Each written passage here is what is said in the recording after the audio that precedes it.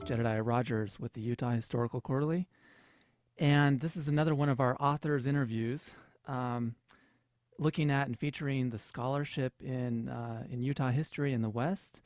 And I'm really excited to be seated here and speaking with Alexander L. Baugh. Professor Baugh is a professor of church history at Brigham Young University. He's also he's the former editor of the Mormon Historical Studies, and he is co-director of research for the Religious Studies Center at Brigham Young University. Many of our readers and listeners will know of his work. He's an accomplished teacher and scholar. He's published quite a few essays and book chapters, as well as a couple of books, including A Call to Arms, the 1838 Mormon Defense of Northern Missouri. So he's an expert on early Mormon history, and today we wanted to talk to him about his recent article in the Utah Historical Quarterly in the fall 2015 issue on John C. Fremont and his influence on the Mormon settlement in the Great Basin. So, Professor Baugh, thanks for being here. Thank you so much, Jed. I'm excited to talk with you, and I've enjoyed learning about Fremont and his Utah and Mormon connections, and thank you for you and your staff for including my article in your very, very scholarly and prestigious journal. I am a reader. Well, wonderful. I mean, your essay is well done, and interestingly, Fremont is a well-known figure in Western and in American history, but I think that your piece, and the reason why we really wanted to publish it, I think it's so good, is that it introduces an aspect of Fremont's life and legacy that I think is known, but maybe a little bit overlooked, especially in the scholarship. So I guess I'm wondering, maybe we can start off by maybe telling us a little bit about why you felt the need to reintroduce Fremont to Utah Historical Quarterly readers. Yes, Fremont is just a colorful figure. Not without controversy, but I think most people in mid to late 19th century America would have been very well, he was well identified with the American population. He was a popular figure. He was all over the map, so to speak. He was an explorer. That's, of course, where he gets his initial fame. Enters into a military element in American history, both the Mexican War and the Civil War, and plays a prominent role in what we call the Bear Flag Revolt in California. He takes an abolitionist stand and becomes the first candidate from the Republican Party in 1856. Mm-hmm. And he's an author. He's just everywhere. He's a remarkable public figure. He marries into a very prestigious family, the Bentons from Missouri. He marries Thomas Hart Benton, a very, very famous, a longtime senator from Missouri, very powerful senator. Uh-huh. So he's kind of got a privileged class identification there. So he accomplished a lot, and every generation has to be reacquainted with history, and there's been a lot of biographies on Fremont, but I've noticed that there's just a very interesting Utah Mormon connection that I thought needed to be amplified and examined a little more in detail. Most of the biographies don't talk about a real strong Mormon connection or Utah connection, and I thought, there's a little gap there that maybe we could fill in and kind of digging deep rather than broad. Mm-hmm. And we're kind of going into just one small kind of aspect or episode of Fremont's larger picture on the American landscape. So now, when you wrote your master's thesis on Fremont a couple of decades ago, did you have the Mormons in mind in terms of Fremont's influence? Or were you looking at Fremont, the man, and then you came into this idea that he had a big influence on Mormons in the West.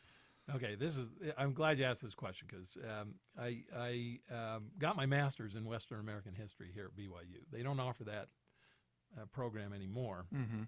But I was really influenced by Fred Gowans. He was a professor here, and he took a couple of graduate classes from him in Western American history.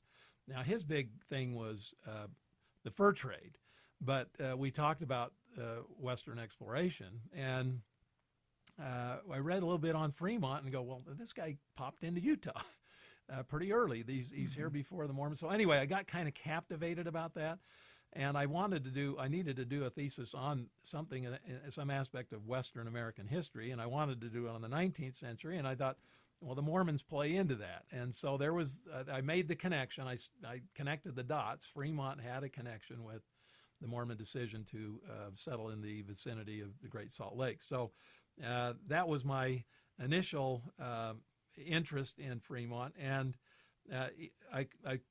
this article doesn't talk about some other aspects that I deal with, particularly his coming through Utah in 1853-54 when the Mormons in Parowan save him.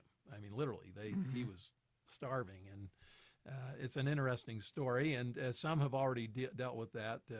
Donald Jackson and Mary Lee Spence, I believe, talked about that in the Utah Historical Quarterly. Yep, there is an article. And so I think I can do more on that, but I thought that was an interesting connection that they've made, and I thought, well, I can do that with the Fremont's exploration through Utah in 1843-44. So that's kind of how I got into it. I have to say, Jed, when I got done with my thesis, I just kind of dropped it. You know how that is in academics. You're kind of glad to get it done.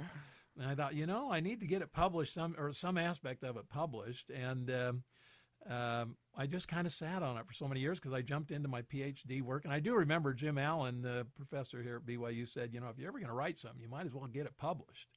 And a couple of years ago, we call it a regional studies in church history. And it's kind of an in-house church history and doctrine faculty seminar in which we presented papers on various topics. Well, this one year we had a presentation or a topic matter associated with the Mormons and the Western Exodus. And I thought, well, what can I do? I said, I need to flush out a little bit of Fremont and bring out my thesis and kind of amplify that again. So I started working on it and got interested in it all over again. And then in 2003, this Thomas Chaffin, I'm not sure how his last name's pronounced, produced kind of the most recent biography on Fremont. Did a nice job. I looked at that, went through it a little bit, but he doesn't mention the Mormons too much. He does mention them in connection with Fremont in California and the Mormon Battalion and that kind of thing.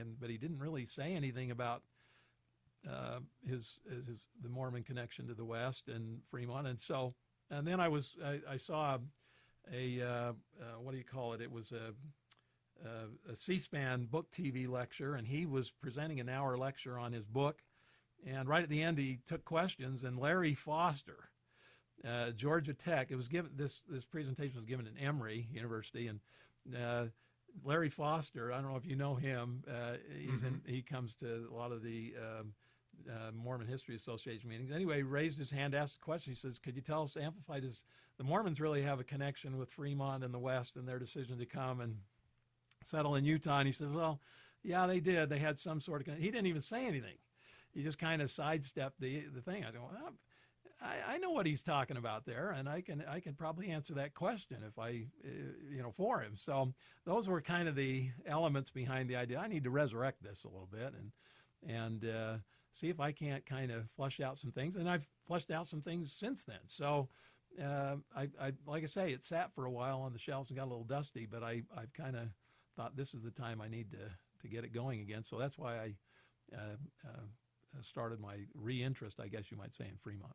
Yeah, well, it's good. It's interesting to know that that you can let something sit for that many years and then come back to it with fresh eyes. Yeah. But I'm glad you did, because a lot of people have recognized your master's thesis as an important work in creating this connection between Fremont and the Mormons. But this is the first time you've published based on your research? Is that right? Yeah, I could do some more, but I thought, well, let's start with the 42 or 43, 44 expedition and show how that. Well, let's talk about that. Fremont headed 5 major Western expeditions over a period of 12 years or so. But you argue that his most consequential was his second expedition, 1843 and 44. Why don't we briefly detail his travels on that second expedition? Why were they so important? Yeah, this really puts Fremont on the map in terms of his amazing exploratory activities. He had gone on an expedition. Well, I should say, first of all, he was a trained scientist. He had some training with Nicollet. I think it was John Nicollet went on an expedition up to the headwaters of the Mississippi, Minnesota, North Dakota, South Dakota. He knew scientific. He knew how to take scientific measurements and things from an earlier expedition. He learned this. He was a college graduate, graduated from College of Charleston. He was a bright guy. Well, he takes this first expedition in 1842 to the Wind Rivers, central Wyoming or north central a little bit, and he comes back, and it's a really impressive expedition. But he almost immediately launches into this 1843-44 expedition. But the good thing about Fremont is he's just terrific in terms of everything he does. He takes botanical specimens. He notes the geography, the topography, the mileage distances, temperature, and barometric measurements. He includes thousands of botanical specimens. He takes sextant readings. They get longitude and latitude. And then the mileage, I mean, you can just trace his almost every step. And he has detailed maps. He took a cartographer named Charles Preuss. I believe that's how you pronounce his name. And he also, Preuss was an artist, so he illustrated his journeys. Mm-hmm. So kind of provides a visual image. I wish they could have had a daguerreotypist, but they produced these beautiful illustrations of their journeys. And this 43-44 expedition, he comes into Utah in September. Now he's basically going to try to kind of map and chart and distance and detail the kind of the western end of the Oregon Trail.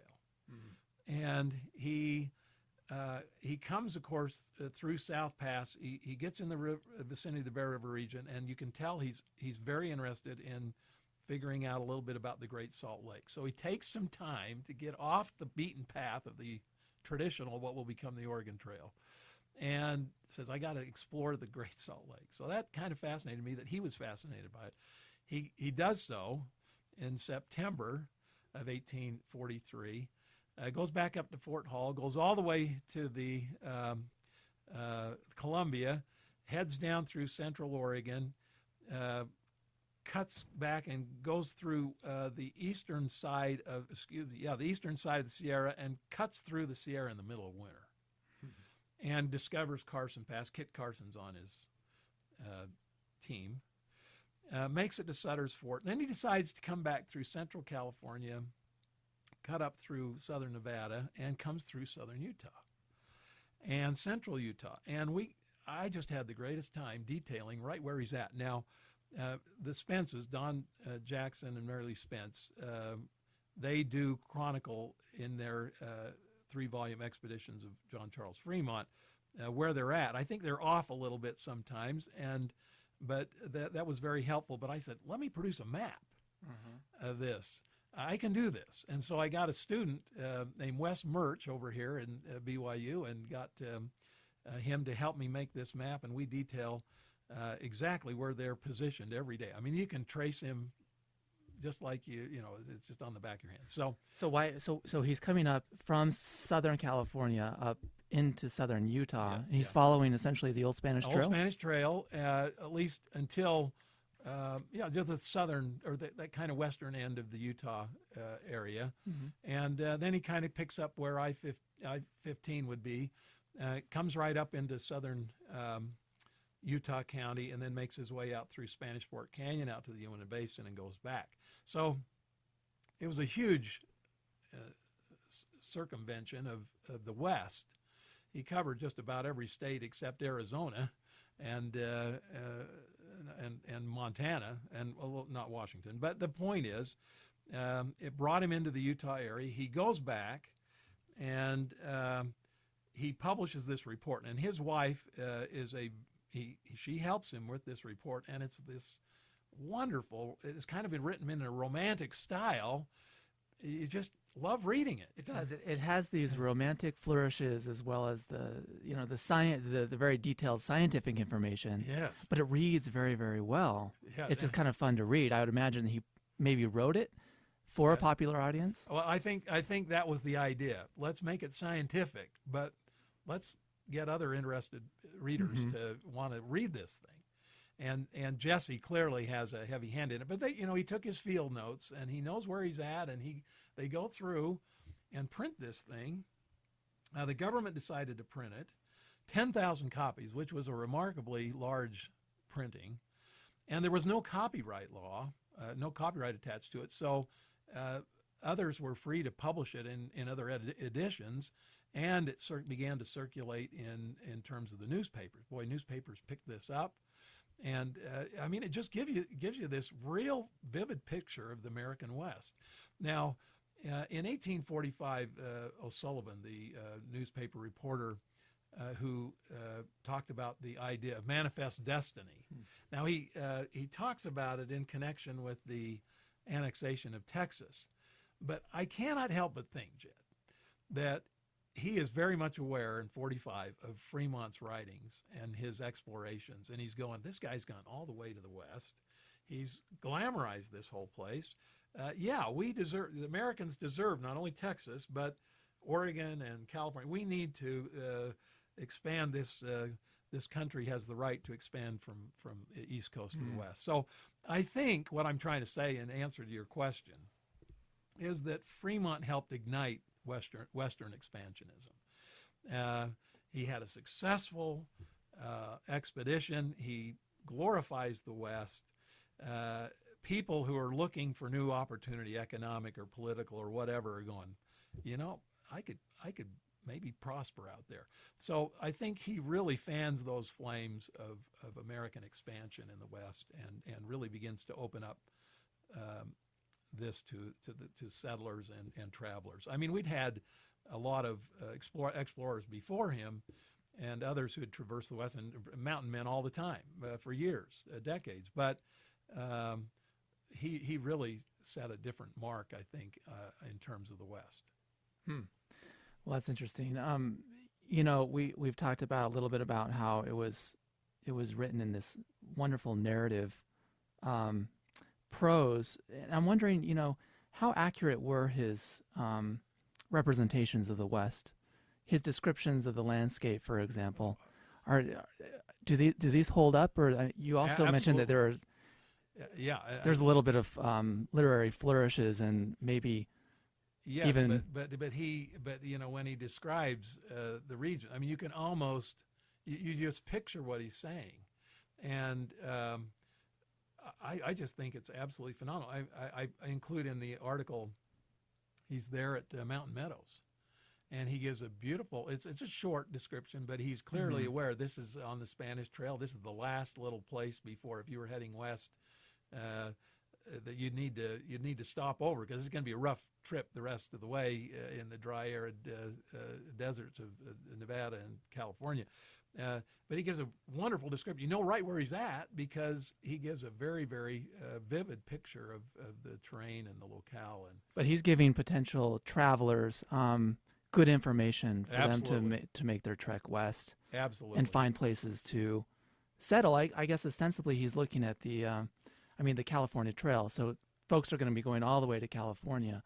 So is he detailing along the way sort of places where there's good watering holes? Absolutely, yeah. Okay. And things to kind of look out for. I have to say, too, Jed, that this is a government expedition, and Americans, and the government is thinking expansion, and he was to also kind of determine where there might be some outposts, forts, to kind of protect Americans coming west from Indian incursion. Well, they're he does bump into the Indians all the time. We can talk about that. I didn't highlight that too much, but there's he's an accurate. He gives an accurate descriptions.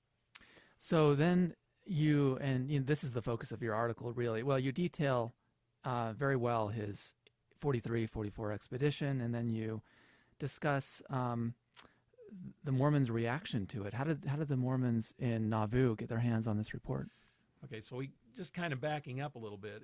In 1842, we have good evidence that Joseph Smith began really making some statements about the church moving to the west, and more specifically the Rocky Mountains. So when excerpts or when things come out of Fremont's 1842 report by the government, they published this as well. The Mormons are taking an interest in this because, after all, they're thinking perhaps we might need to leave Nauvoo and go west. And so Joseph Smith made some statements to that effect. And then as early as October of 1843, John Taylor and Wilford Woodruff, who are editors of the Nauvoo Neighbor, begin publishing some of these excerpts from the 42 expedition, not the 43-44. He's gone by that time, right. But they begin to publish some of these excerpts in the Nauvoo Neighbor. Now, again, newspaper editors all throughout the country, they would pick up these articles or these excerpts and things from other newspapers. So the Mormons did not have the report, but the report is being circulated and also by newspaper editors. So they're getting these extracts. Now, we do know, though, in early 1844, that Joseph Smith obtained a copy of Fremont's 1842 expedition, courtesy of Illinois Congressman Stephen Douglas, later, again, the Northern Democratic nominee to in 1860 to the presidential candidate. But Congressman Douglas, Orson Hyde was back in Washington, D.C., and he said that, and by the way, they're petitioning and looking at possible expansion in the West, and he said that Douglas gave him, or he said this, maybe I could quote that, Jed.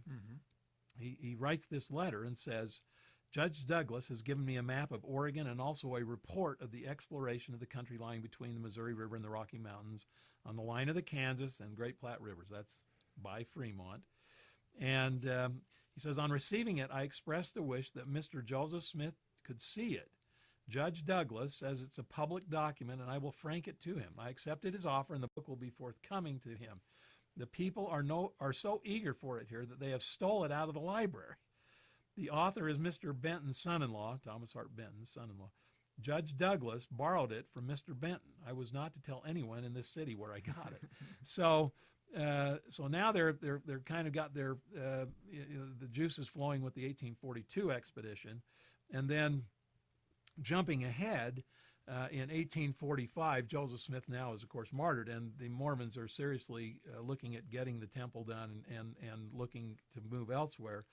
And then starting in January of 1845, the Mormons publish in the Nauvoo Neighbor a brief sketch of Fremont's 1843-44 expedition, including his travels in the vicinity of the Great Salt Lake and Utah Lake regions. So, and in September, so now they're getting really close to saying we're going to leave next year. The Mormons basically just make the decision to move into the vicinity of the Great Salt Lake.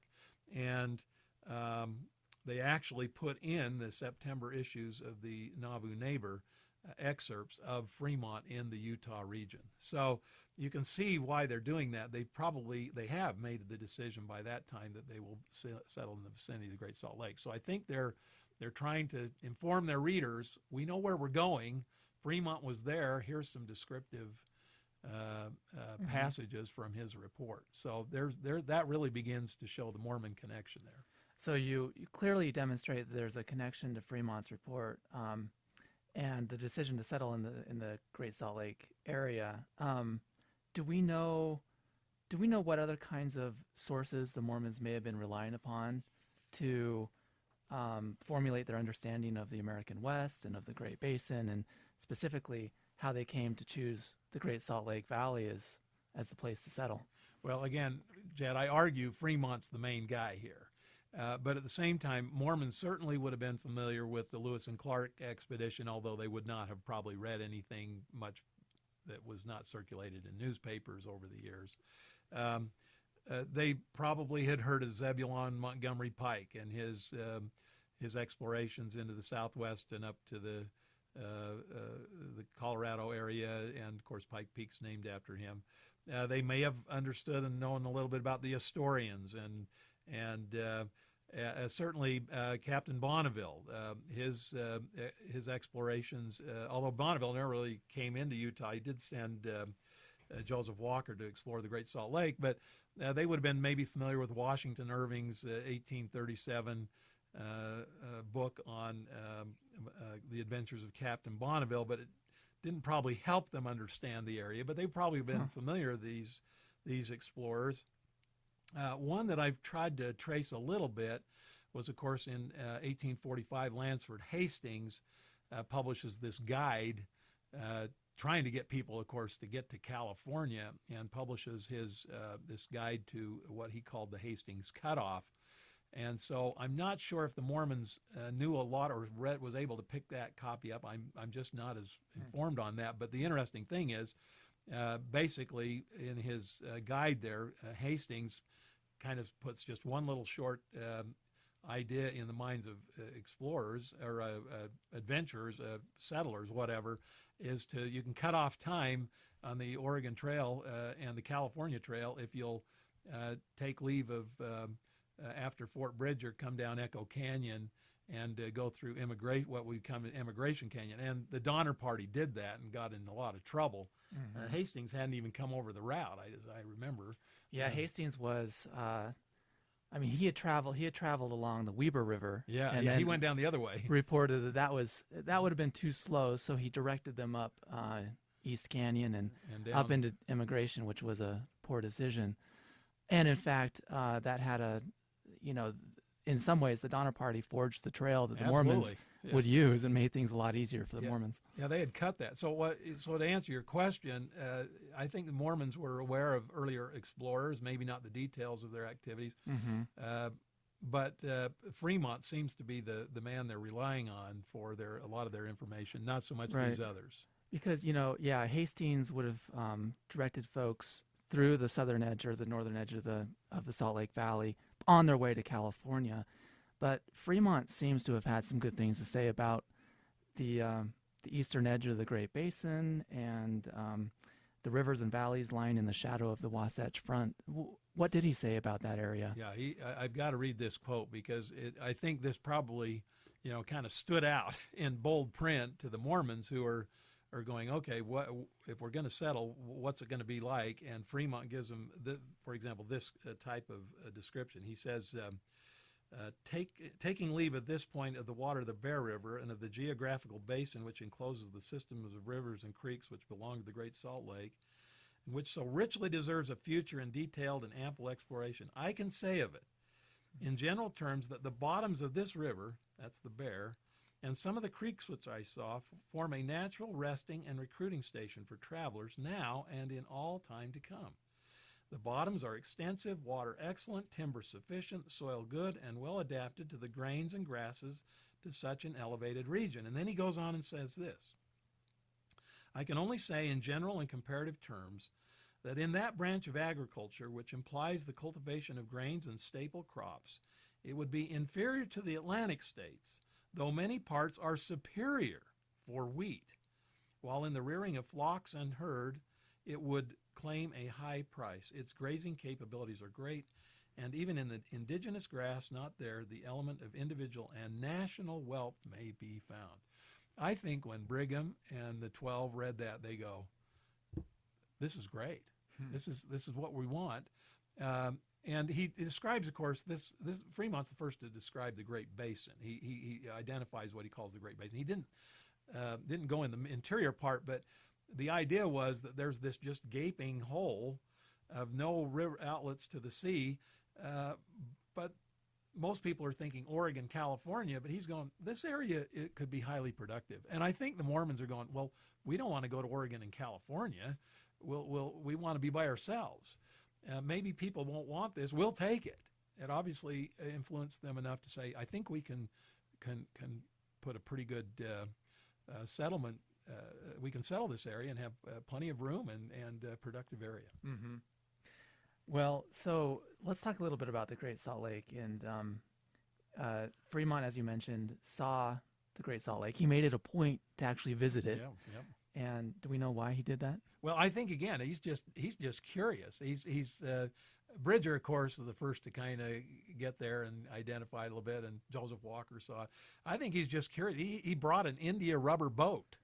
I think not just to help on some of the fording of rivers, but to go, I'm going to check out this place. And it kind of had this mystique to it. And he's going, I'd like to just figure out this big inland sea. What's it all about? And I think he pretty well discovered, in the trip, there's no real outlet to the sea, so it's just this big body of salt water. But Right. I mean, in fact, it's interesting because when Dominguez and Escalante come up into the Utah Valley in 1776, they were essentially told, they could see that valley was very, very good, very productive. The lake was fresh, but they were told that there was a lake further north that would make you sick. And so they never ventured that far north. And interestingly, so Fremont sees the northern end of the Salt Lake. Right. And then on his way back in 44, he goes all the way north into Utah Valley and he sees the Utah Lake. Right. But he doesn't make the connection between the two. Right. Now he's perplexed. He doesn't know when to hold it. I think I saw the north end and it's salt. This southern end is fresh, and that caused him some confusion. And he writes about it. He says, Utah Lake, is a lake of note in this country under the dominion of the the Ute Indians, who resort to it for fish. Its greatest breadth is 15 miles, stretching far to the north, narrowing as it goes, and connecting with the Great Salt Lake. This is the report, in which I believe to be correct. But the Utah Lake, is fresh water, while the Great Salt Lake, is not only salt, but a saturated solution of salt. And here's a problem which requires to be solved. The Utah Lake is the southern limb of the Great Salt Lake, and this we have seen, that remarkable sheet of water, both at its northern and southern extremity. Mm-hmm. Okay, so what does he do? But on his map, when him and Charles Pruse put together this map, he has this channel that connects the Utah Lake with the Great Salt Lake. So he's got them kind of one lake, but not one lake, but he's got a channel connecting them. So Brigham gets this. I mean, he sees it, he reads it. And, of course, the Mormons get here and realize he's got it wrong. They're not connected other than what is today the Jordan River. And in 1877, this Eli Pierce interviewed Brigham Young. Brigham's going to die in 3 months. And he's a New York Times interview and publishes this. And Brigham in the interview says, Fremont got mixed up. He didn't report correctly. And Fremont read the article and said, no, I got it right, but he clearly didn't. I think he was trying to save his face just a little bit. But the interesting thing is Fremont does come through in 1845. He's actually just going to, he was supposed to just go to the headwaters of the Arkansas in Colorado, but then he takes a beeline to California, and that was probably for political reasons. But he comes right through the Salt Lake Valley, and sure enough, there he sees that the Utah Lake and Great Salt Lake are connected by a river, not a channel. And so in his next map, published in 1848, he clearly marks that river and not a channel. So he corrected himself in 1848 and figured it out by 1845, corrected himself in 1848. But his original record says he can't figure it out, and he's got it wrong. And then he tries to when he gets kind of put on the hot seat a little bit, he tries to say, no, I didn't get it wrong, but he did.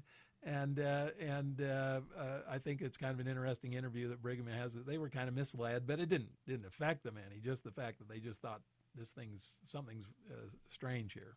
Do we have any other indication of how Brigham Young would have regarded Fremont and his influence on him? That's an outstanding question. I've never really thought about that. I think he would probably think him a very, very excellent explorer, but I think he realized he wasn't perfect in all of his analyses. But there's no question, Brigham learned of Fremont's expedition through southern Utah in the winter of '54. In fact, Solomon Carvalho, some of the expedition actually came to Salt Lake and spent several weeks there, and Fremont then continued on through Southern California. But I wish, it would have been nice to know if Brigham. I just don't know of any statement he made about Fremont and his influence on them. But he clearly knew of him, and of course becomes a national figure in politics. So absolutely, I should say it's kind of interesting that in the presidential campaign there was some anti-Mormon kinds of sentiments, and of course the Republican Party passed the resolution to have to wipe out the twin relics of barbarism. But there's an anti-Mormon. I think it was in California. There's an anti-Mormon going around. Was it Kate Fields?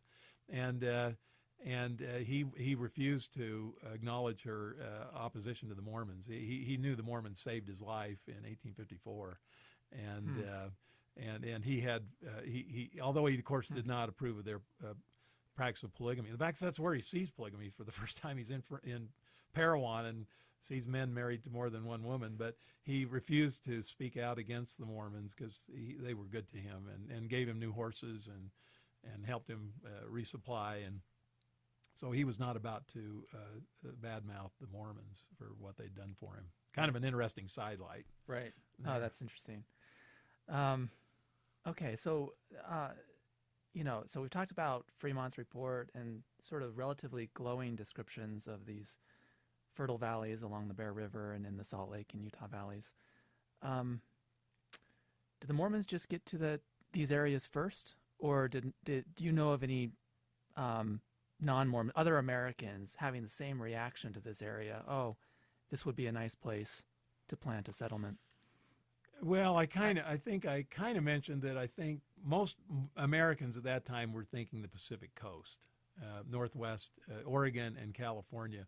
So I don't think they're kind of looking beyond the Intermountain West and looking more toward the further to the West Coast.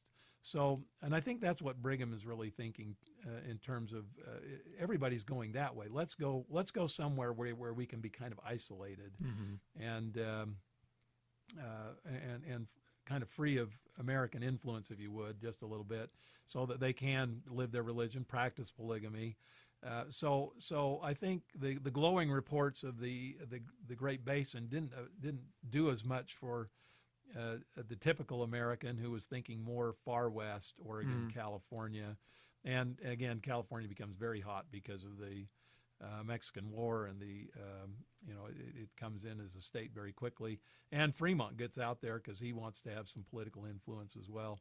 So I think most Americans are going to jump over the Intermountain West. They're thinking far west. Yeah. Now, of course, the area was not an unpeopled West. I mean, there are estimates of 20,000 Native Americans living within the borders of what would become Utah. What does Fremont have to say about these Native populations? Yeah, I probably should have maybe said a little bit more about that, but he's bumping into Indians all the time. And we do know, for example, when he does come to Utah Lake, he said we found a large number of Indians. These would have been the Ute tribe. And he said they provided us with a large amount of fish. He calls them salmon trout. I'm guessing they're just trout. They probably had a pink kind of belly bottom, but or maybe a lake trout. I'm not sure. I'm not a real fishing expert, but he bumps into American Indians all the time. He would have seen, and I think he does mention. I probably should have mentioned more of this, Jed, but he does. I think he pretty much mentioned some of the diggers, the Goshute, Paiute. Just they run into them. Fortunately, they don't have any conflict or anything, but he's on the scene, and I probably could have gone in a little more different direction and talked more about the Native Americans and Fremont's assessment of them and their condition and so on, but I didn't do as much on that. Does he mention them in his report? I mean, so he bumps into them. He mentions that they're there. Yeah. So Brigham Young and the Mormon leadership would have had an idea of that would have the helped kinds of people living in that area. Yeah, absolutely.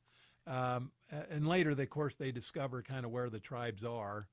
Shoshone to the north. Sure. And we do know that the Salt Lake area kind of became kind of a no man's land between the tribes. So they settled kind of in the right area, at least initially. Of course, Utah County was more of the Utah tribe, but that, of course, the Indians did cause some, problems in terms of Mormon settlement. And but I think Fremont's report would have helped them a little bit, maybe not a lot, but they would have been able to identify a little bit, maybe some of the distinctiveness of each tribe as Fremont encountered them. Okay. Well, great. Maybe we can wrap up by sort of talking about how Fremont is remembered today by scholars and historians, especially by Utahns and Mormons. Do you get the sense that Fremont is remembered? Well, I hope so. And I think most individuals, in talking in my classes and other places, I think most Latter-day Saints, for example, are rather surprised to learn that the Mormons pretty well picked out their spot before they even left. And I think many think, well, they're just kind of wandering out here, hoping they'll find something and get in the right place. I think because of Fremont, the Mormons had a pretty clear direction, how to get there, mileage. And now, again, Clayton's going to do some good things and help kind of specify even more concerning the trail with his immigrant's guide. But I think the Mormons relied quite heavily on Fremont and his report to make their decision to gather to the area of the Great Salt Lake Bear River. I think it's significant. I didn't mention this, but I do mention in the article that they're barely getting ready to leave winter quarters in late March. And what does Brigham Young get? But he gets a map. The map was published separately from the 42, 43, 44 report. And this is the combined map of both the 42 and the 43, 44 expeditions. And David Rice Atchison, the U.S. Senator, now a U.S. Senator, the other U.S. Senator from Missouri, has sent to Brigham up there in winter quarters this map. And so there's no question they used that map, Jed, to kind of follow along with where Fremont was headed, where he was going, and I'm sure it assisted him. So in terms of a Utah legacy and a Mormon legacy, I think we have to say Fremont really helped the Mormons get here, and certainly helped the Mormons in their decision, Mormon leaders in their decision to settle here. So I think we need to dispel the idea that the Mormons just don't know where they're going. Hopefully, when they get there, they'll recognize it and do the best they can. No, they studied the West. They tried their very best to look ahead, to make plans based upon the best information they had, and that best information came from Fremont. And of course, as you mentioned at the end of your article, there's a monument at This Is the Place State Park. Yeah. And there's a statue of Fremont. Yeah, I think very appropriate. When they put together that beautiful monument, of course, we have the three members of the LDS head of the LDS Church at the time on top Brigham, and I think. I'm trying to think. Is it Willard Richards and I think Kimball and Richards? Yeah, probably. Kimball. He was Kimball, and but around the base are the ones who influenced this region before the Mormons were there. They have the Father Dominguez and Escalante. They have, I think they have Captain Bonneville on there, and others, trappers and traders, Bridger, and so on. But there's a nice Mahonri Young relief sculpture there of John C. Fremont, and they even have a very, very good likeness of him. So I think those who know Utah history and early Mormon history realize the significance of Fremont and his impact on the Mormon decision to settle in the West, and the influence he had in terms of helping them get here. And I think we need to make that very well known, and I think this article will help kind of disseminate that information so that we know that they're just Mormons came here because they had done their homework, and Fremont helped them in that capacity. Yeah, no, I think that's a really important and sometimes has been oft overlooked aspect of early Utah history. So I appreciate your speaking with me, but also your article is an excellent article. There are maps in there that you've done of Fremont's route, as well as the map from Fremont's 1843-44 report, and then online we can also make available high resolution image of that map, as well as, of course, this interview. So thanks again. Thank you, Jed, and perhaps maybe we can do a little bit more on Fremont down the road here. I think that there's more to be done. I think if more is to be done, then we need to make it done. Thank you. All right, thanks.